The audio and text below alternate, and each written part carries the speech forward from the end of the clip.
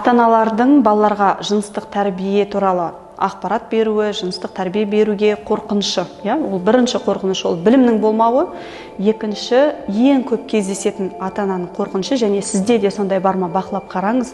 Егер де балаға жыныстық сауаттылық туралы ақпарат беретін болсам, оның жыныстық қатынасқа деген қызығушылығын арттырып жіберемін. Оны тез жыныстық тұрғыдан дамытып жіберем деген қорқыныш болады ата-аналарда. Кішкентай бала ғой әлі, оның кішкентай балалығын ұрлап қайтем деген сияқты.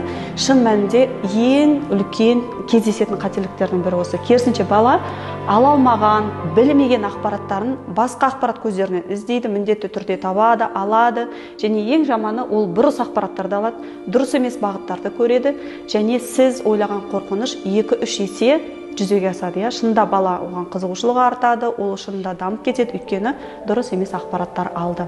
Сондықтан ата-аналар балаға уақытында дұрыс жыныстық тәрбиені беруден қорықпаңыздар. Ол баланы оған қызықтырып ары қарай ашып жібермейді. Керісінше көптеген ақаулардан, көптеген қиындықтардан алдағы сақтандырады.